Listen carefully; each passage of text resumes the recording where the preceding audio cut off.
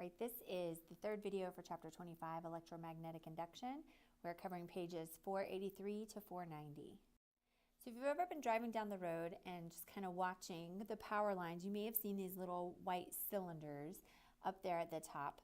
Generally, as you are entering a neighborhood or as a electric pole is near the edge of a neighborhood or near the backyard of a home, these are transformers, and transformers are what electromagnetic induction happens inside the transformer, which allows for electricity to be sent to businesses and homes in a city.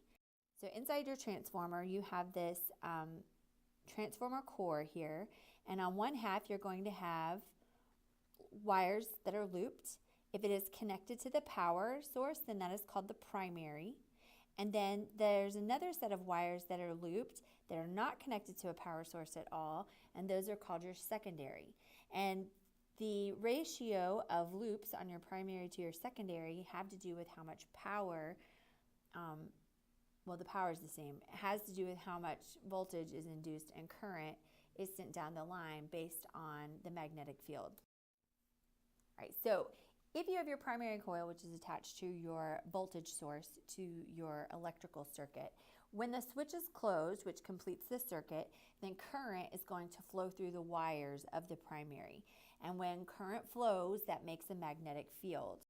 So the magnetic field then makes a charge in the secondary coil that's not attached to the electrical circuit. And so the magnetic field makes a current in the second one.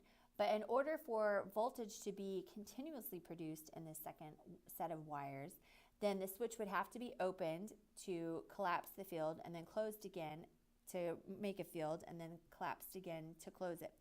So the magnetic field needs to be continuously forming and collapsing and forming and collapsing. It has to keep changing. If it were to stay the same, then voltage would stop being induced. So in order for that to happen, the switch has to be opened and closed, opened and closed, opened and closed, opened and closed in order for voltage to be produced in that second set of wires. So every time that a magnetic field changes, voltage is induced, whether it is collapsing or growing. The voltage will be induced when the magnetic field changes. But that's not a very good job to be standing there opening and closing a switch. It's like standing there turning on and off the light switch all day long in order to have power to run your, say, your computer.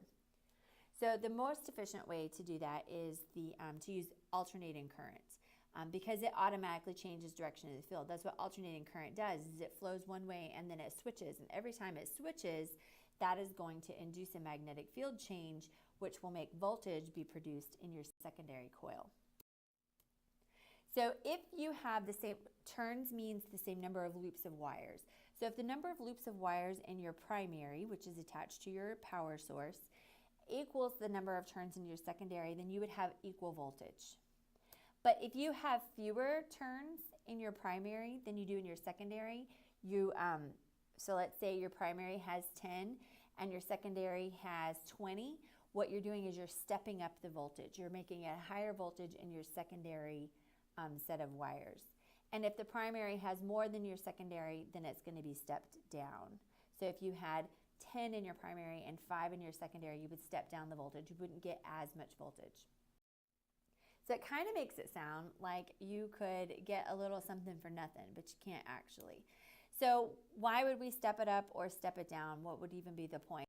Well, they have found that we step up in order to send power over long distances.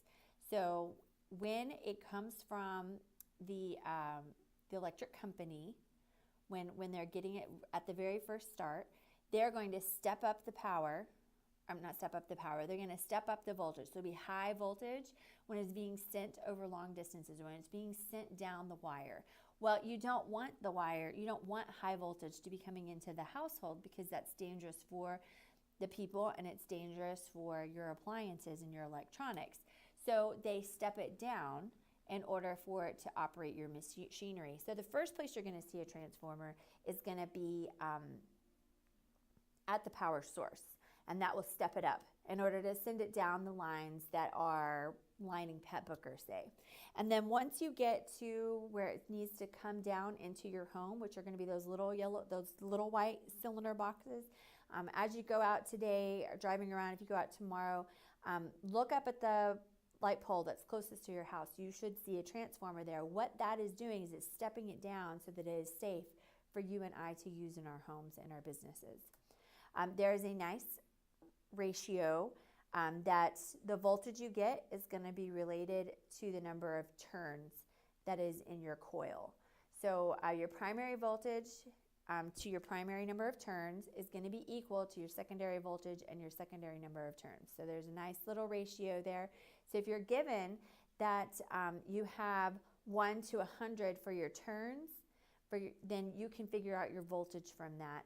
Because if we know voltage and we know how many turns in the primary and all we know is how many turns in the secondary, we can find out what the secondary voltage is because of that relationship. Now, like I said, you can't get something for nothing. It would seem like you could just add loops and get extra energy where there's not energy there. But the law of conservation of energy comes into play here. You don't get any more power out of it.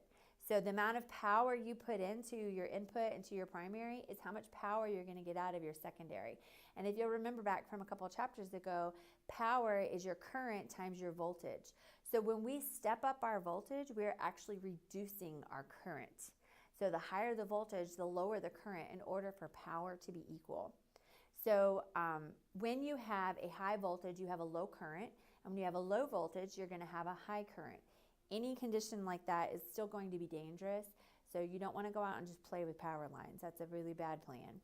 So the reason that we would step it up for long distance, so we have a high voltage, low current, is because anytime you have a large current flowing through a wire, you're going to produce a lot of heat from resistance in the wire, and heat is another type of energy that means that we are losing energy. We're losing our electrical energy by turning it into thermal energy.